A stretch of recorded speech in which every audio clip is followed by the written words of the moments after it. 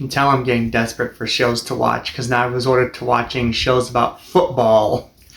So I started watching the NBC show The Fall and Rise of Reggie Dinkins, and I understand this is kind of an old show, but it's kind of been on my back burner for a while. I've had other things to watch, I'm sorry, but like I have been somewhat interested in this from the start. Like I like Tracy Morgan. I saw that Tina Fey is an executive producer on the show, and I like a lot of the shows that she's brought us. 30 Rock, Unbreakable Kimmy Schmidt, Good News I think is a pretty underrated one. And yeah, I just thought, okay, why not? I'll go ahead and give this a try at some point, and I've finally gotten around to it. But as of recording this, I've not seen any episodes, so what did I think of this show? Well, let's find out. Okay, so I just realized that I did not actually explain my new format for reviewing TV shows, mostly because I was kind of expecting to finish the new season of King of the Hill first, and I explained this all properly in my King of the Hill review.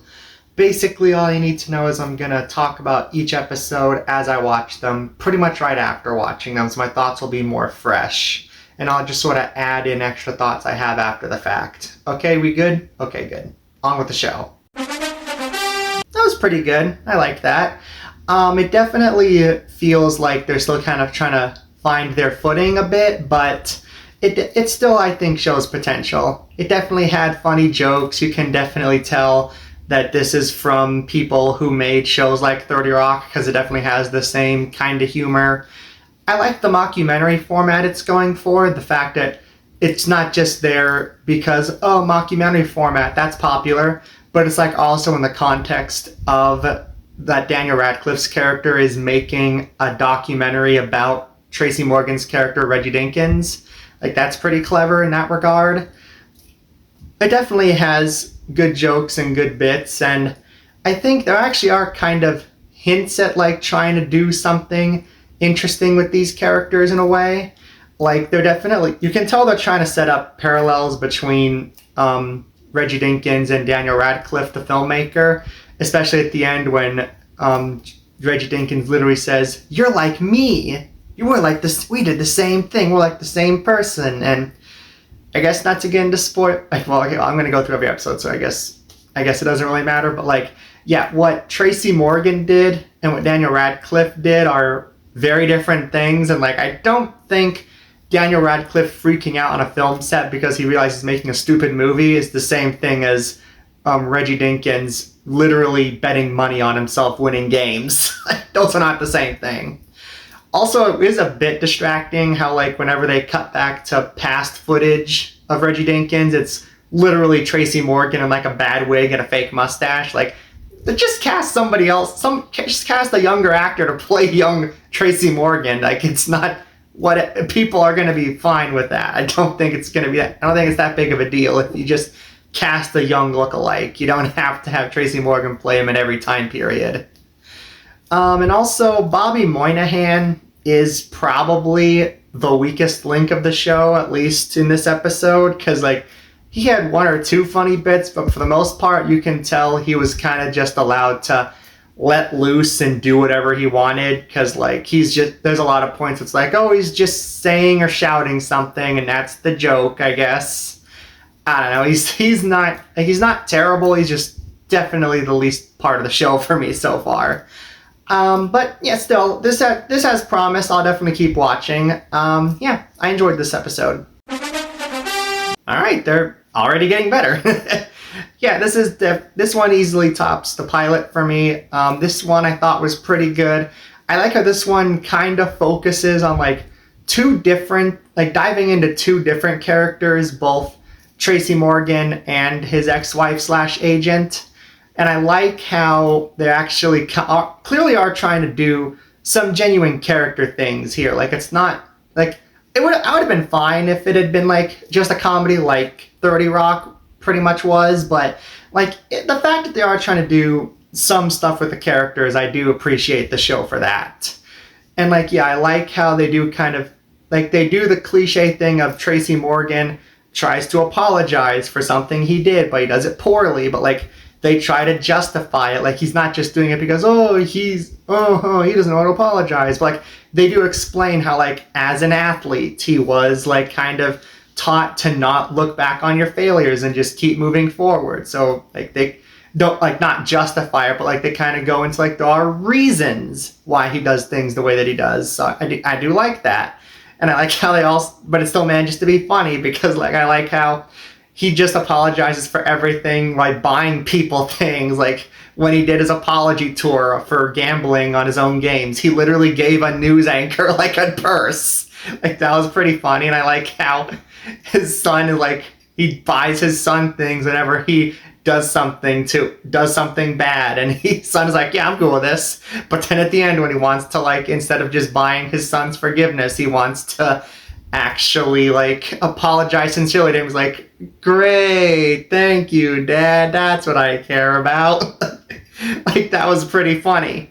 And I like how they do kind of try and flesh out Tracy Morgan's ex-wife's agent here a bit as well. Like, they go into her whole thing with, again, it's not just, they're going to make her, like, the nagging ex-wife/agent character. But, like, they explain it, like, she's had to put up with this guy for, like, 30 years, and he's just kept making all these fires that she has to put out, and now she has to deal with the fact that he left her, and he's dating he's engaged to a much younger woman. So, again, they try and delve into the characters here. Like, it's not like a deep character drama, but, like, for a comedy about starring Tracy Morgan, about, like, an ex-football star with this kind of sense of humor, I'm honestly impressed they're doing anything with these characters at all.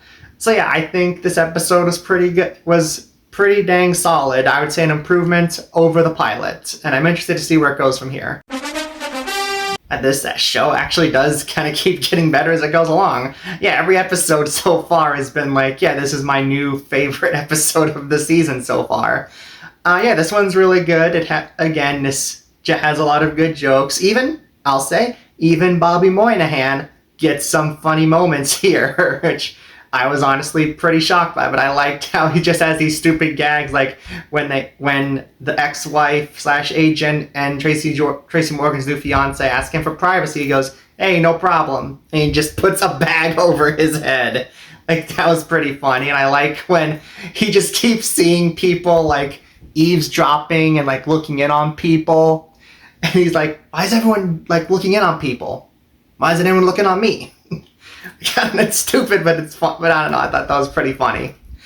And but again, they actually do kind of try and delve into the characters a bit here. Like, I like how, like, here the connection between Tracy Morgan and Daniel Radcliffe actually does feel more genuine, because, like, the video of his freak out on the set of the Marvel movie actually leaks, and now people are kind of making fun of him the same way they make fun of Tracy Morgan for being, like, this, like, athlete who's been disgraced. And I like the connection they kind of formed together because of that, and the way they both work together to, like, say, you know what, people are going to make fun of us, but we're still going to try and live our lives. I kind of thought that, like, since it was a fancy film festival they were going to, that, like, maybe Daniel Radcliffe's, like, fans would be like, hey, yeah, you know, you had that freak out, but you still made some really good documentaries, so we don't care. But no, that does, you know, people just hurl tennis balls at him, which is fine, but, like, I kind of expected it to go a different way. And I do like, again, they actually try and flesh out the fiance character. Like, it's not just, she's, like, again, I feel like other shows would just make her like, oh, the joke is she's young and dumb and a gold digger. But, like, here they explicitly dive into the fact that, like, it looks like she's a gold digger, but in actuality, she buys, like, a lot of her stuff herself, or, like, because, like, she makes a lot of money from being an influencer, and she gets free stuff from shouting out businesses, and she actually does know a lot about business. Heck, she actually explains in, like, a pretty logical way why she's even with Tracy Morgan in the first place. And yeah, I think that is a nice subplot. I'm actually kind of growing to really like a lot of these characters over the course of these episodes. Again, like, we'll see how far it, like, sticks, I guess. I'm sure it will, but, like, yeah, I don't know how much more, like, delving into the characters we're going to do from here. I guess we'll see. Also, I do like how this episode This is the episode where you can really tell Tina Fey executive produced the show, because there's like a lot of references and cameos to other shows she's done. Like, one of the people who heckles Tracy Morgan is the construction worker that Titus dates in Kimmy Schmidt. And at one point, Tracy Morgan's watching TV, and you can very clearly hear Dennis from 30 Rock on the TV. Like, and again, like, it's not like rubbing it in your face. Like, even if you don't recognize them from Tina Fey's other shows, the jokes and references still work. It's not like just a reference for reference's sake. So that was pretty cool to see. Yeah, solid episode. New favorite of the season so far. Guess we'll see what they do next. Okay, so good news. I've now learned 2 more characters' names. I now know the ex-wife/agent is Monica and Bobby Moynihan is Dusty. So I will now refer to them by their names because I finally learned them. And that seems like a weird thing to mention. It's mostly because this one was kind of a whatever episode. Not bad, but just kind of like the weakest of the season so far. Like, the main plot kind of feels like it's retreading a lot of what the last episode did with the comparisons between Reggie Dinkins and Daniel Radcliffe. They're really similar. Like Reggie Dinkins is like, if I go find this cat, everyone will think I'm a hero, and Daniel Radcliffe is like, it's a fool's errand, it's a metaphor, it's the white whale. But then Daniel Radcliffe has a reason to try and restore his reputation, so he's like, let's go find the cat, we gotta do it. And it's like, I literally was like, we just did something like this. Not exactly this, but like something similar. Like, this one still has some funny jokes. I liked the jokes about how the names of pets in New Jersey. I liked the references to Reggie Dinkins actually being very knowledgeable and knowing a lot about Moby Dick without Daniel Radcliffe having to explain it to him. And I liked when Corbin Burnson thinks about the idea of living without his cat and goes, God, please make sure you take me first. You can drag me right to hell, but take me first. That was pretty funny, but for the most part, the A plot was pretty boring. I didn't care much for the B plot either. Again, it had its moments, but I just didn't particularly care much about Monica getting back onto the dating scene with Dusty's help. And I just kind of thought the jokes about the guy she goes on a date with, feels like, hey, what's the most obvious jokes we can make about her going on a date with a guy she met on Tinder? Let's do that. Again, there are some funny jokes. I like the scene where everyone's on their phone, again, feels kind of like an obvious joke to make, but I like the joke at the end involving the one guy who actually notices her. And I like how Dusty keeps tracking down random people for his friends to meet and date. And the fates of some of the people that Monica's interested in are pretty, it's pretty funny. And again, the ending where it turns out people are actually checking Monica out throughout the whole documentary so far. She just had to pay more attention and be more confident. And it's kind of okay, but I guarantee if we go back and watch these scenes, the stuff that they're saying, look, that was there the whole time, wasn't actually there. I guarantee that. I guarantee it. Because me and my mom were both watching this episode and we were like, yeah, I feel like we would have noticed some of this. But it's not a bad episode. It's just kind of whatever, and probably the low point of the season so far. Honestly, I kind of thought Corbin Burnson was going to be the highlight of the celebrity cameos this season. And they got Craig Robinson in this one. It's well, I didn't know they had that kind of budget. But this episode, Craig Robinson plays an old rival of Reggie Dinkins, and they are both in this episode having these competing camps for kids, and which Reggie does because he wants to restore his image and he thinks working with kids is going to be a good way to do it. Or well, Monica thinks it'll be a good way to do it, and Reggie Dinkins just goes along with it. And Craig Robinson sets up his own camp literally just out of spite because he doesn't like him, which that's easily the most fun part of the episode, just the rivalry between Reggie Dinkins and Craig Robinson. Especially because it's not for some big reason. It's literally just Craig Robinson got kind of jealous that Tracy Morgan was signed first, so now he literally just goes out of his way to try and ruin his life. He even sometimes he'll even get bored because they have, because like when their football teams fight against each other, he just goes up to him when his team's winning by a lot and goes, "I'm bored. I want to make this. Gonna make it more interesting." And even that doesn't work, and he still wins. Like, I was kind of expecting there to be a callback at some point in the episode to the whole weird football thing where like Tracy Morgan basically like teabagged Craig Robinson while he was standing up and used that to make a touchdown. Like, I was kind of expecting that to come back in some way, but I guess now I think about it, I don't really want to see that come back in any way, so I guess I'm thankful for that. And I like the subplot, too, with Monica and Craig Robinson's wife. I think that, like, not only is it I do kind of like the idea of them pushing, like, you don't have, like, living, like, the whole phrase, the best revenge is living a good life. And she kind of tries to live that out while the fiance character is kind of trying to push her to be more like underhanded and sneaky, or like make passive aggressive comments or just aggressive comments to Craig Robinson's wife. And then at the end, when she finally gives in, she doesn't even get the chance to do it because she just admits that like she just does all this because she's jealous of how much more successful Monica is. And I especially love how she like actually, like earlier in the episode, she complimented Monica by saying, "You haven't aged a day." And Monica's like convinced of some kind of insult, like, "She's calling me a vampire, isn't she?"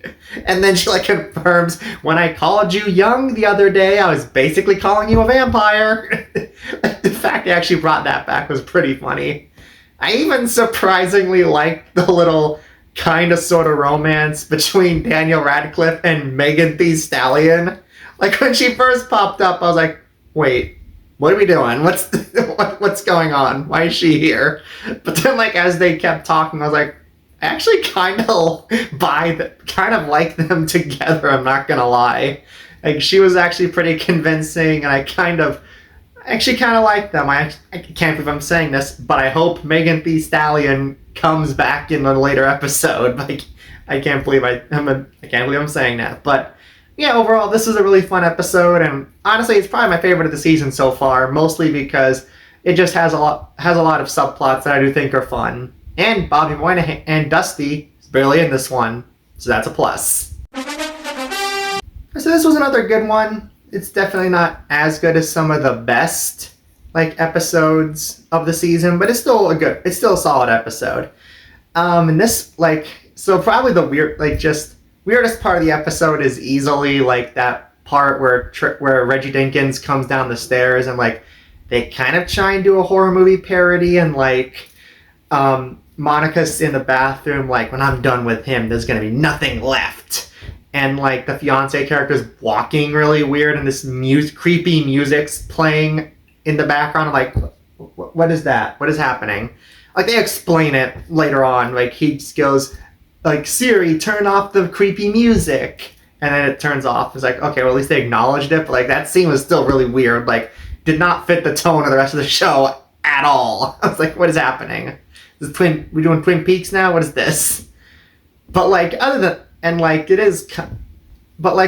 that, I do think this is a good episode. Like, I like the ways that like just sort of seeing him trying to figure out who broke his bust, and like kind of the ways that he justifies them maybe having done it. Like, I actually like the fact that he's like, "But Dusty, I know you have a tell. When you lie, you lick your lips." And it cuts back to an earlier scene where he actually did lie and lick his lips a lot, and it's like, okay, and I do remember it happening, so I was like, okay, that was kind of a clever callback to that. And I like how, like, I 100% buy Daniel Radcliffe, if he broke the vase, would not only try and hide it, and he would also like try and find a scapegoat and be like, she's the one that would easily be, like, the fiance character would easily be the one who Tracy Morgan would forgive the quickest. I'll blame her. And I think that, and I don't know, I kind of like that. I actually thought it was pretty clever how, like, they ended up having it be, like, do you remember that episode of The Amazing World of Gumball where Richard thinks he destroyed Gumball thinks he destroyed Mr. Robinson's car, but it turns out Richard destroyed it first, but then it turns out Nicole destroyed it before he did. Like, that was, like, if they do something like that where Daniel Radcliffe thinks he broke the bust, but then it turns out the son character broke it first. And like they actually do something pretty cool. I actually like the ending where like it turns out the son broke it because he felt ashamed that he's been lying about playing football and has actually been part of like a men's a cappella group. He didn't want his dad's bust watching him, and he accidentally broke it trying to move it. And like at first you think, okay, so now it's gonna be like, oh, my son, he doesn't want to do sports. Oh, or we're gonna get jokes like, oh, haha, he's not playing sports, he's an a cappella. That's not manly. But like I like how they actually this leads up to him doing this interview where he gives like a tearful reaffirmation of how much he loves all the people in his life and how he loves his son, and he's proud of him for realizing that football is not his life. And yeah, I really like that scene. And it's funny at the end where it turns out this interview they've been building up this whole episode was literally just one of those like things where it's like this celebrity's favorite sub is blank. I say that thing. I mean, like just the thing where they ask us a different celebrity each week the most mundane question you can imagine. Like I don't know. I thought that reveal was pretty funny, and I do like some of the gags where like Reggie Dinkins is trying to figure out what's going on, who broke the bust, and I like some of those gags. Not all of them work. Like there's a pretty long-winded gag where he calls his son Dr. Watson, so he's like, that means I'm Dr. Watson's dad. And they kind of call that back later on. That was like a bit long-winded, but still, overall, I did like the episode. And again, Bobby Moynihan could be a bit annoying at points when he's like complaining how everyone around him seems to be closer to Reggie than he is. But again, for the most part, this is still a good episode. It's not one of the best of the season, but it's still good. I'll put this one between the episode where he has to learn how to apologize and the episode where him and Daniel Radcliffe go to the film festival. Well, the good news is Megan Thee Stallion's back on the show. The bad news is this is definitely the last time she's appearing on the show because Daniel Radcliffe definitely went in too hard and scared her off. Yeah, that's the A plot. Daniel Radcliffe is like convinced him and Megan Thee Stallion are in an actual relationship, and Reggie Jenkins is trying to convince him that it's not serious. And like, I will admit, like, even though I said I wanted to see more of Megan Thee Stallion, it's like, feels like a monkey's paw situation, because now, first episode is about how they actually had surprisingly good chemistry, and now they're purposefully not given good chemistry because we have to show that Daniel Radcliffe is moving too fast. I mean, well, it does lead to a nice ending where, like, it is interesting learning more about him and seeing that he does get, like, he goes too hard into things. Like, he spent, like, a year learning parkour and another learning a stupid TikTok dance. And, like, it is kind of cool to get to see these different sides of him, especially when he, like, is on a red carpet with the girl from Pitch Perfect. And he's like, when you think about it, we're all from Africa. Like, I'll admit, that was pretty interesting. And there were some funny moments throughout that plot, like when Reggie Dinkins answered the phone and just answered Daniel Radcliffe's phone and just asks him, hey, what's your social security number? Like, that was pretty funny. And I do like, I like parts of the B plot with Monica and the fiance trying to negotiate a deal with one of the fiance's former friends that she did a rap with. Like, I do think, like, I like the diss track, the whole thing with the fiance trying to craft the perfect diss track. Like, mom's tennis elbow or whatever it was, something like that, legit sounds like an Eminem type rhyme, like for like 2010's Eminem. And I like the way they use the Bobby Moynihan's catchphrase, "Oh, Daddy," getting used in a song throughout the episode. That was pretty fun. That was always pretty funny. And I do like how it ended up. Like, they didn't make a ton. Like, Monica didn't end up making a ton of money, but she made some money, which is more than what her rival agent, played by Ronnie Chen, I believe is his name, and I don't really know him. He looks kind of familiar, and I saw his name. I think I saw his name on IMDb. Don't 100% remember, but either way, like, it's more. She at least got something out of it. But like, the thing that really drags this episode down, at least this subplot down, is that the rival agent character is so annoying. it's like the joke is he says a bunch of annoying things, and it's supposed to be funny that he's annoying, and it's not funny. He's just annoying. Like, the trick with annoying characters is they have to annoy the characters more than they annoy the audience. The characters weren't really bothered by what he was saying, just the fact that he was a sleazeball. And I was like, no, you should be way more annoyed by him. I feel like I'm going crazy by the fact that you can talk to him and not want to punch him. Like, I guess it was kind of funny when he got in like a fight with a pickleball player at one point. That was a little funny, but other than that, that character was annoying, and he dragged that subplot down. And I don't know, just seeing Daniel Radcliffe absolutely fumble with Megan Thee Stallion was kind of disappointing. But still, this is still a good episode. It's just, like, definitely not one of the best. I put it between the pilot and the episode about the cat. Well, we now have our first previously on segment at the beginning of the episode, because I forgot to mention at the end of the last episode, Girl from Pitch Perfect actually came back into Daniel Radcliffe's life, and because, like, she just showed up at the door of Reggie Dinkins' house, and then the episode ended. And I did rather like this episode. Like, I liked there were annoying parts for sure, like the Reggie Dinkins and his fiance kind of playing, well, she calls it chicken, so I'll just call it that too, chicken, to try and get each other to, like, either to get her to back off on the wedding plans and to get him to set a date was okay, I get they can be kind of immature at points, but, like, this is a bit much. Like, although I will admit the whole X Peninsula TV show parody was pretty funny. Monica and Bobby Moynihan watching it, just sitting down in the basement and watching entire seasons of it was pretty funny. And I like when it's like, even when one of the contestants actually stays with their current fiance, at the end she still has to survive the loyalty swamp. Like, I like that. Like, apparently there's been fatalities on that show. Not even from, like, challenges, just they drown in a hot tub for some reason. And I definitely think the girl from Pitch Perfect kind of nails again, to quote the episode, manic ex-girlfriend energy. Like, she manages to make the character actually entertaining and not annoying.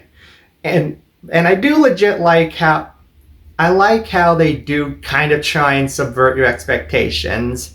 Like, at first I was like, okay, well, it's going to turn out that I was kind of convinced she was going to be crazy because other people were saying she's not, and Daniel Radcliffe was just looking crazy. So it's like, okay, well, at the end, it's going to turn out she actually is crazy because they're trying so hard to kind of make the moral characters think she's not crazy. But no, it turns out she actually isn't crazy. And Daniel Radcliffe was the crazy one, which I was like, I don't know, I don't know. It is a nice resolution, at least.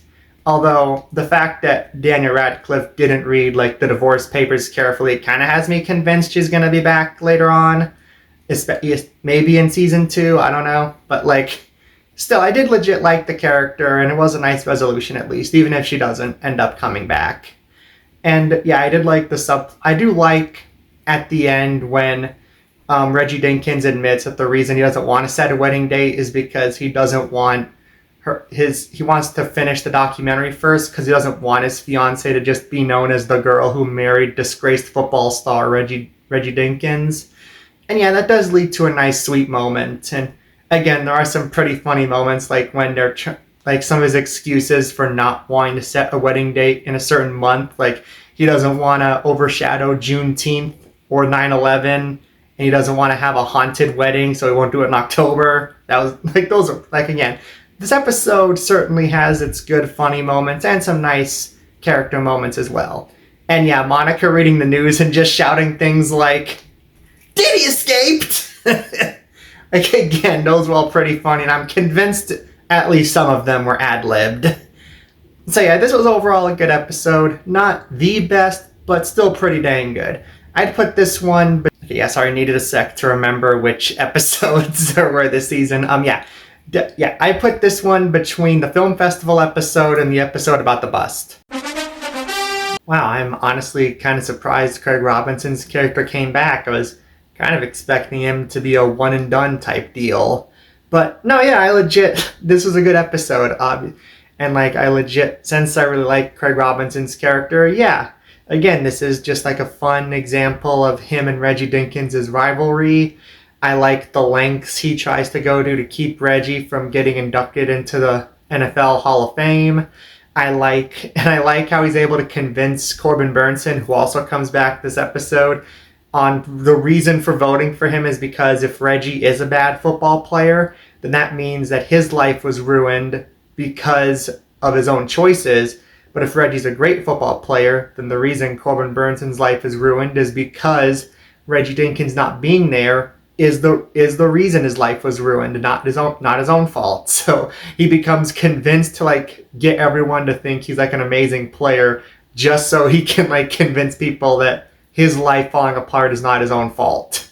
And I also did like the side plot here with Tobin trying to realizing that he's become too integrated with Reggie Dinkins and his whole family, and that now he's become kind of a part of the documentary and feeling like he's kind of compromising the vision, both because it shouldn't be about him and because now he can't be objective regarding his subject. Like I will say, it is kind of weird that like he doesn't have any footage of just Reggie and his family without him in it. It's like I've seen the last 8 episodes of this show. You have enough footage of just him to make at least a teaser trailer. Heck, that like little opening montage at the beginning of episode 1, that could be your teaser trailer for the documentary right there. But again, I do like the speech he gives to Craig Robinson at the end about how the reason that Reggie Dinkins is better is because he's much kinder than Craig Robinson is, who's just fake kind, and Reggie Dinkins is a much better person.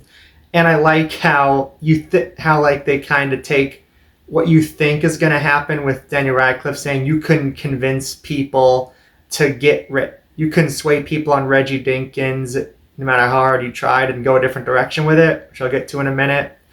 And I do like how with the help of Reggie and Monica, Tobin realizes he can make a new kind of documentary with what he's made so far.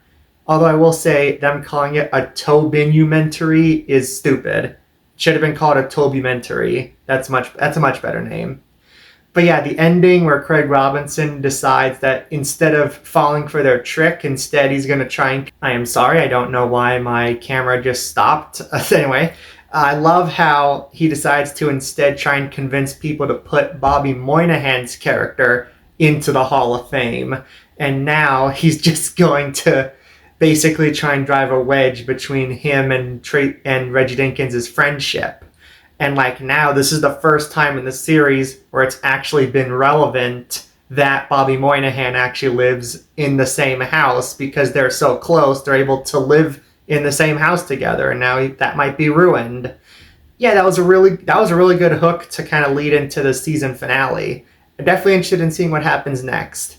As for this episode, I'll put it between the cabbage one and the loyalty swamp one. I did almost forget. One little nitpick I have with this episode is that it kind of felt like Tobin discovering Reggie and Monica's son sneaking out to go drink and party should have been a bit of a bigger deal than it was. Like they established that Tobin feels like he's part of the family at this point, but it feels like maybe the moral dilemma of whether we should tell Reggie and Monica about this or not should have been taken a bit more seriously, but it's kind of more treated just as a joke, and he kind of just more focuses on whether he can be objective in the documentary or not.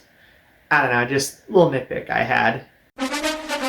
Alright, I think it's safe to say the season went out on a high note, because this is probably my favorite episode of the season, if I'm being perfectly honest. And that's saying a lot, because Bobby Moynihan's in a lot of it.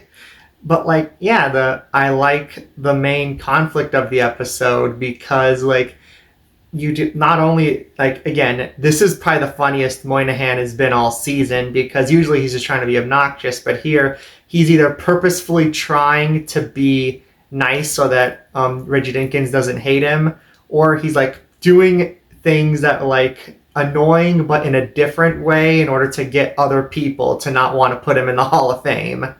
Like, again, I love when he's like, the only reason I have such a great score with my kicks is because I only made 12. The 2 that I missed hit kids in the face.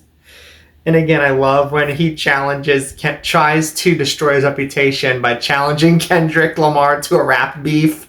And Kendrick Lamar says, you know what, I like being challenged. I'm going to endorse you for the Hall of Fame. Yeah.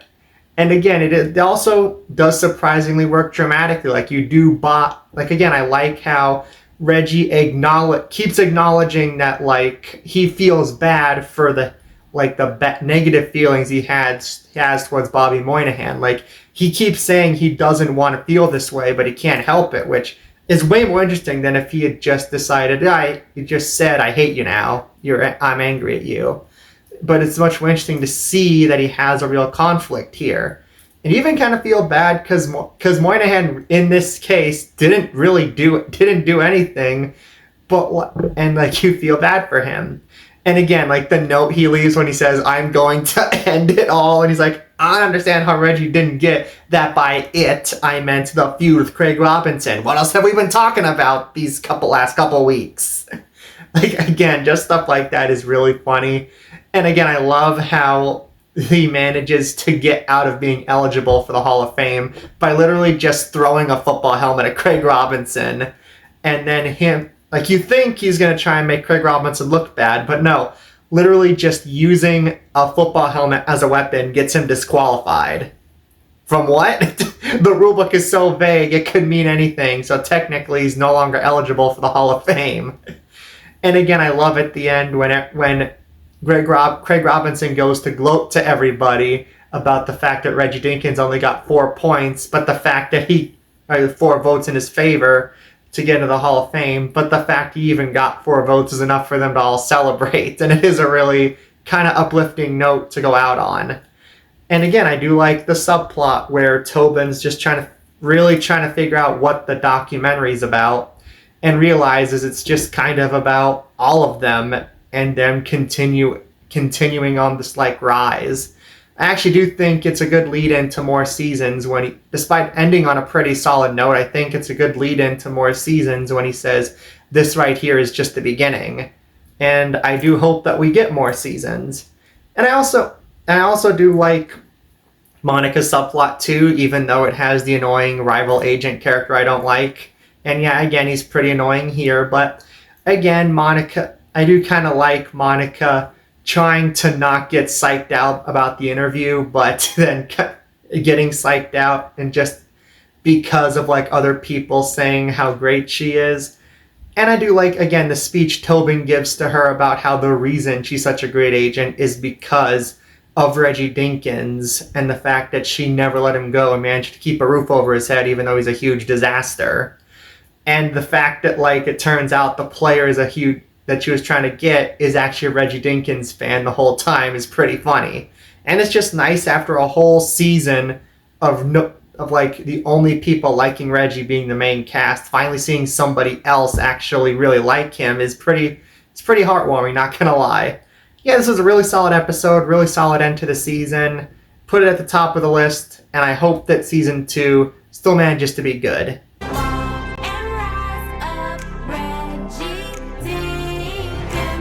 So yeah, that was the fall and rise of Reggie Dinkins Season 1. Overall, yeah, I really liked that. It definitely does a good job of, like, carrying on the same sense of humor we get from shows like 30 Rock and Kimmy Schmidt, and kind of merging it with the mockumentary format in an interesting way.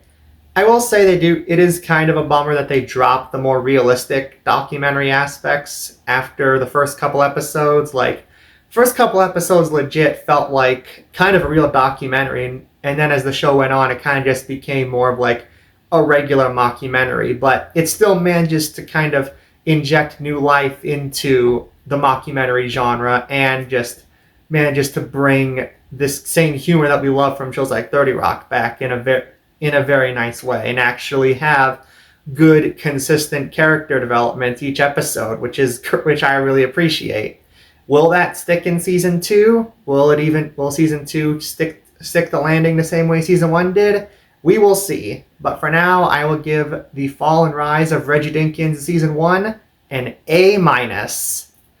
So yeah, that's everything about season 1. If you've seen it, be sure to let me know what you think down in the comments below. Thank you so much for watching. Be sure to subscribe to see more reviews like this in the future. And on that note, I will see you next time. Have a great day.